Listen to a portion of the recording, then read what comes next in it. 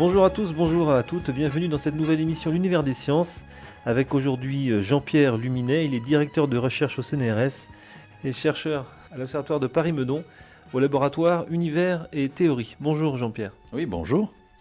Nous allons parler dans cette émission des trous noirs.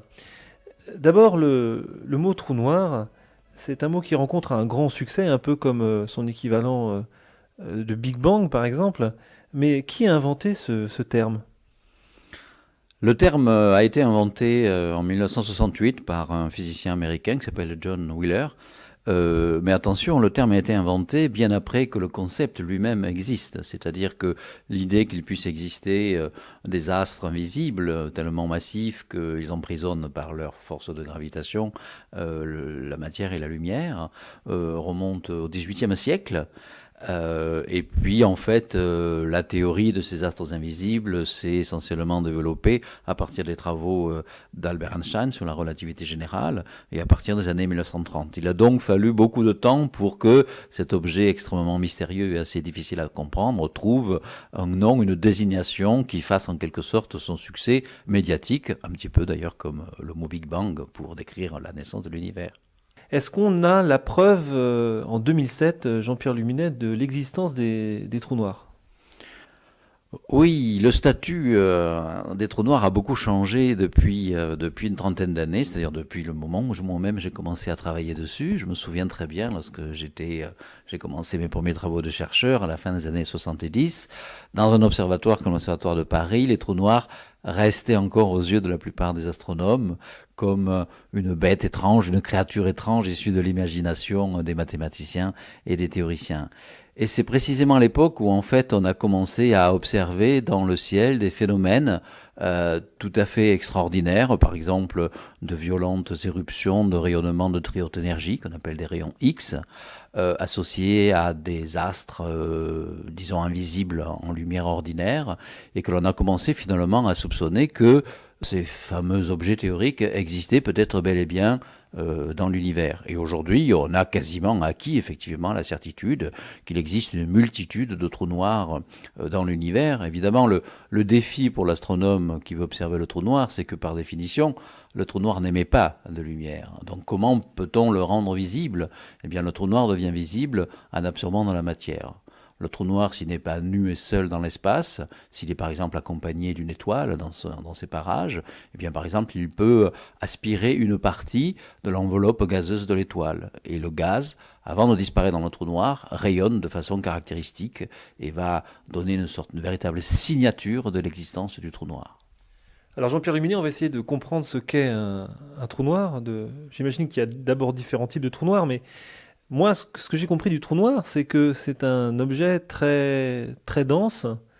Oui, en fait, pour former un trou noir, il faut rassembler suffisamment de masse à l'intérieur d'un certain volume. Donc en fait, ce ne sont pas des objets nécessairement denses, mais ce sont des objets qui sont dits compacts, c'est-à-dire dans un volume donné, il faut mettre beaucoup de matière. Alors prenons un exemple concret.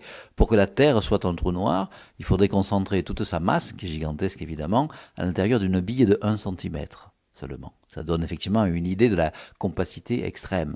Voilà. Pour que le Soleil soit un trou noir, il faudrait le mettre dans une bille, dans une sphère de 3 km de rayon, alors que le Soleil fait 700 000 km. Donc on voit également l'énorme compression nécessaire pour former un trou noir. Mais attention, on pense qu'il y a dans l'univers des trous noirs géants, dont les masses atteignent plusieurs milliards de fois la masse d'une étoile, et le rayon de ces trous noirs-là se mesure en milliards de kilomètres. Donc ces trous noirs deviennent gigantesques, à la fois très massifs, mais également de très grands volumes, pratiquement le volume du système solaire. Et la densité moyenne de ces trous noirs, quand on fait le calcul, c'est extrêmement faible, est inférieure à la densité de l'eau. Donc vous voyez que ce n'est pas forcément un objet dense, il faut mettre une certaine quantité de matière à l'intérieur d'un volume critique.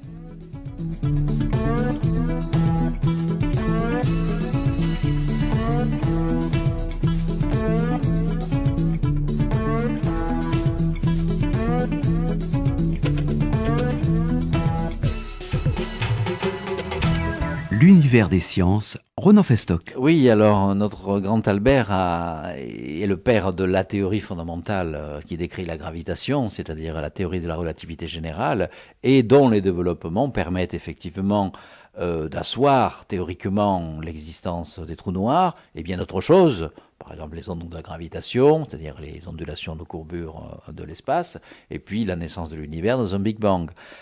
Assez paradoxalement, le père de la relativité n'a pas toujours admis les conséquences les plus étonnantes et les plus extrêmes de sa théorie. Et notamment, de même qu'il s'est longtemps opposé à l'idée d'un Big Bang, à tort, comme on l'a montré la suite des événements, il s'est longtemps également opposé au concept de trou noir. Je me souviens qu'en 1939, il a effectivement tenté d'écrire un article où il a voulu réfuter l'existence des trous noirs, et là encore, la suite des événements lui a donné tort. Donc ça montre comment un génie scientifique comme Einstein n'a pas forcément, là, évidemment, la connaissance totale et ne mesure pas nécessairement les implications de la révolution qu'il a lui-même engendrée. Il faut d'autres grands esprits, d'autres chercheurs qui utilisent la théorie et qui vont plus loin, de façon plus hardie finalement, dans des pistes parfois assez étranges. On connaît donc l'abbé Georges Lemaître pour ses travaux sur le Big Bang, mais moins sur ses travaux sur les trous noirs. Oui, c'est vrai que l'abbé Georges Lemaître mérite vraiment à être davantage connu pour cette extraordinaire intuition dans beaucoup de domaines de la physique. Et dans un de ses articles, assez peu lu malheureusement, en même temps qu'il décrivait, qu'il entrevoyait pour la première fois quelques-uns des mystères de la cosmologie moderne, il résolvait également une grande question qui se posait à l'époque à propos des trous noirs, c'est-à-dire qu'il démontrait que la surface d'un trou noir n'est pas un lieu singulier où les lois de la physique sont bouleversées. C'était une idée répandue à l'époque et qui justement faisait obstacle à l'acceptation des trous noirs. Et c'est l'une des raisons pour lesquelles Albert Einstein ne croyait pas l'existence du trou noir. Mais en fait, Georges Lemaître a montré que c'était une erreur mathématique que de considérer la surface d'un trou noir comme une singularité, malheureusement. Et donc, il a réellement donné une réalité physique au trou noir. Mais malheureusement, comme beaucoup de ses travaux de cosmologie, cet article-là n'a pas été lu réellement et ces travaux n'ont été redécouverts, ces résultats sur les trous noirs n'ont été redécouverts que beaucoup plus tard, au moins 40 ans plus tard, par d'autres physiciens. Alors, on peut quand même citer quelques grands noms de physiciens qui ont marqué de leur empreinte donc la théorie des trous noirs. Le premier d'entre eux, c'est un astrophysicien allemand qui s'appelait Karl Schwarzschild, qui, dès qu'Einstein a publié sa théorie en 1916, quelques mois plus tard seulement, il faisait la guerre en Russie. Il était officier allemand. Et dans les tranchées, il a fait un calcul de relativité générale où il a décrit pour la première fois la forme de l'espace et du temps autour d'un objet massif semblable à un trou noir. Entre deux assauts. Entre deux assauts, voilà. Donc c'est pour ça que le trou noir, disons le plus simple, un trou noir parfaitement sphérique qui ne tourne pas, s'appelle le trou noir de Schwarzschild parce que ses propriétés sont décrites par cette solution mathématique. Il y a l'astrophysicien d'origine indienne Chandrasekhar qui a joué également un rôle important. D'abord dans les années 1930, c'est le premier à avoir compris qu'il pouvait y avoir, lors de l'effondrement gravitationnel des étoiles en fin de vie, qu'il pouvait y avoir des configurations très compactes. C'est-à-dire que le cœur de ces étoiles pouvait former des objets très denses. Alors il a commencé par proposer l'existence de naines blanches, qui sont effectivement déjà un premier stade d'étoiles compactes. Et après, beaucoup plus tard, il s'est mis effectivement à travailler sur les trous noirs. Un autre grand nom, c'est Robert Oppenheimer, le fameux Oppenheimer de la bombe atomique, qui a d'abord été un très grand physicien théoricien, et c'est lui qui est le premier à réellement décrit l'effondrement gravitationnel d'une étoile, conduisant à cette anomalie de l'espace-temps, c'est-à-dire à cette sorte de gouffre et de puits qui se crée lors de la formation d'un trou noir. Le terme n'existe pas encore du vivant d'Oppenheimer, ils appellent ça objet invisible, etc. Mais c'est lui réellement le premier à décrire la formation d'un trou noir dans le cadre de la relativité générale. Ensuite, pour finir, dans les années 70, entre les années 70 et 90, c'est la grande époque du développement théorique d'exploration des propriétés de trous noirs, avec des physiciens comme John Wheeler, celui qui a donné le nom trou noir, et bien, il a fait bien d'autres choses. Stephen Hawking, très connu, qui a notamment montré que certaines propriétés particulières des trous noirs. Roger Penrose également, un grand physicien anglais. Donc voilà quelques-uns des très grands noms de la physique théorique des trous noirs. Il y a aussi Jean-Pierre Luminet.